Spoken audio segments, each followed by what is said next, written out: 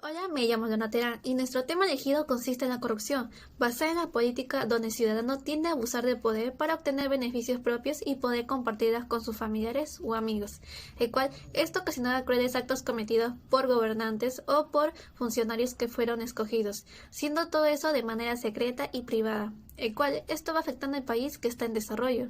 Este tema ha sido identificado en tres clases que hemos desarrollado, que es la semana 10, que nos hablan del gobierno revolucionario de las Fuerzas Armadas, que está en los aspectos económicos, que nos comenta que el pueblo estaba siendo controlado.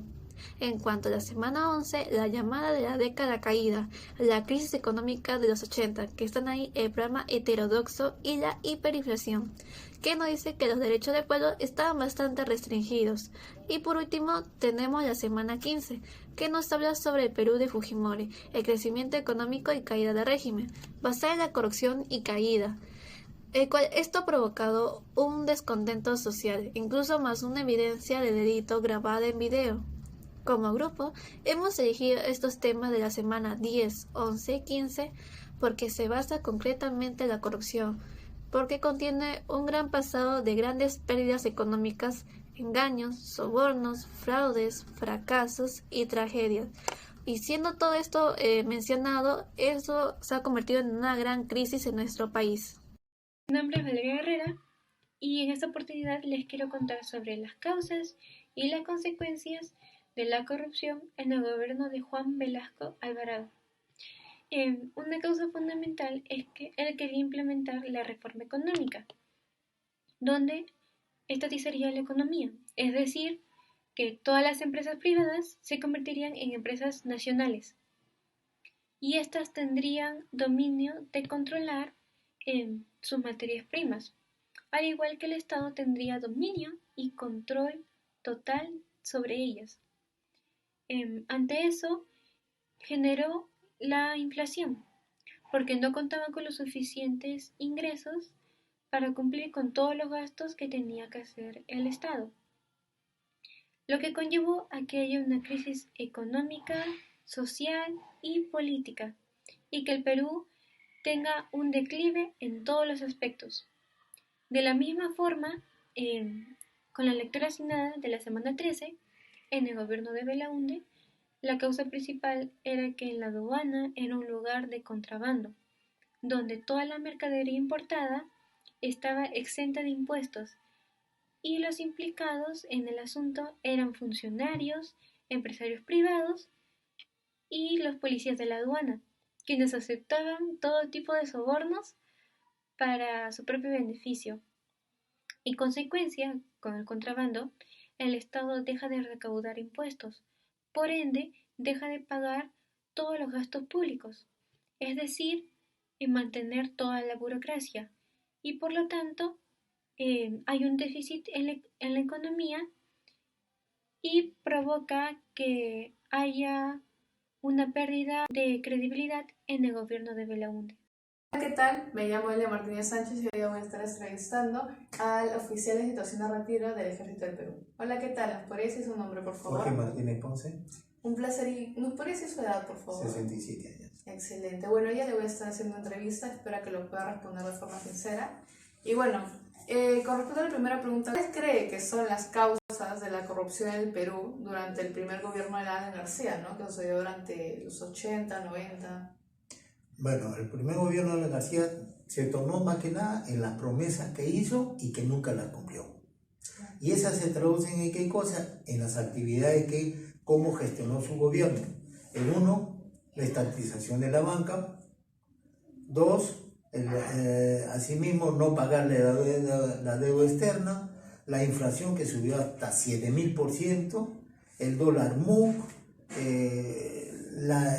se reactivó la subversión en todo el Perú, más que nada en la Sierra Central y luego obviamente en Lima, y que tenemos una serie de acciones terroristas que se dieron acá en Lima, ¿no?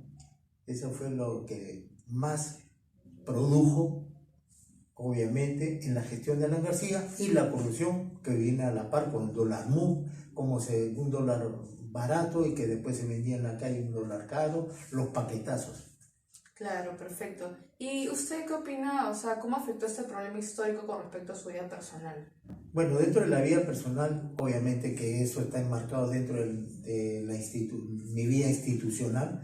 Los sueldos que yo percibía en esa época no alcanzaban para nada, solamente alcanzaban una semana y las otras 3 ya no había no había para comprar cosas, ¿no? Entonces se tenía que diluir un sueldo tan mínimo para todo un mes, obviamente. Ahora, asimismo también eso provocó dentro de la institución a la falta de preparación profesional de las instituciones que sufrían una serie de modificaciones también. Y lo último y lo más contundente fue la falta de equipamiento para las instituciones. En este caso el ejército, que tenía que hacer frente a un elemento, a un terrorismo interno que iba aunado a un tráfico ilícito de droga que se desarrollaba en toda la Sierra Central. Ok, perfecto. Eso sería todo. Muchas gracias. Fue un gusto. Hola, mi nombre es Vania Elisa y voy a entrevistar a mi papá acerca de la corrupción en el Perú, específicamente en el gobierno de Alberto Fujimori. Buenas noches, mi nombre es Antonio Lisa Ferrari, soy sociólogo de profesión. Ya, la primera pregunta es, ¿por qué crees que el pueblo eligió a Alberto Fujimori como su gobernante? Su contendor era Mario Vargas Llosa y él anunció unas medidas económicas muy drásticas para poder estabilizar la economía nacional. Yo creo que ese fue el principal punto que la gente comenzó a tener temor y eligió en mayoría a Alberto Fujimori. ¿Y cómo impactó su gobierno en tu vida? Bueno, en la época de Fujimori lamentablemente yo quedé desempleado a causa de su política de retiro voluntario con incentivos. Ahora, por favor, coméntame cosas malas de su gobierno. ¿Qué consideras que fue malo en su gobierno?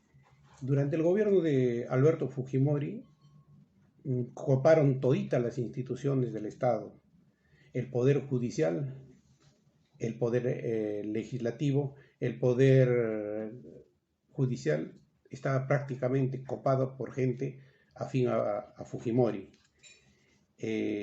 La corrupción era galopante en su gobierno. La compra de las líneas editoriales de los medios de comunicación y principalmente de la televisión y de los diarios chichas. En las matanzas extrajudiciales que se le atribuye a Fujimori, como es el caso de la Cantuta, la matanza de Vilcahuamán, del Santa, Barrios Altos, bueno, y la esterilización forzosa, que hubo más de 200.000 personas, la malversación y el desvío de las donaciones japonesas. Ya. Y la última pregunta es, si tuvieras que ponerle un puesto a Alberto Fujimori de los más corruptos en el Perú, ¿cuál sería? Ocuparía el número 1 en el Perú, porque a nivel mundial está considerado como el 7º presidente más corrupto de la historia del universal. Mi nombre es Ángeles Vázquez. Voy a hablar sobre las soluciones dadas por el Estado para estos 3 gobiernos.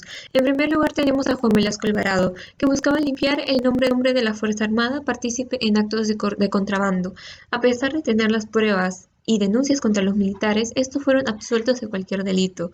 Luego está Alan García, que llevó al Perú a que tuviera más de 7.000 puntos de inflación. ¿Qué se hizo? Se lo acusó de delitos como enriquecimiento ilícito, pero este huyó a pedir asilo político a Colombia y después a Francia, volviendo a ser elegido como presidente años después. Por último, tenemos a Alberto Fujimori, que manipuló junto con Vladimiro Montesinos los medios de comunicación, congresistas, por medio de favores o pagos, siendo estos grabados en los llamados Vladivideos. Además, una vez sacado a la luz este problema, Fujimori huyó después de una década de 2 gobiernos seguidos al haber cambiado la constitución a su conveniencia. Se puede resaltar que este es el único de los 3 que fue encarcelado. Con respecto a la población, hicieron protestas y se levantaron contra ellos, pero aún así se siguieron escogiendo presidentes corruptos.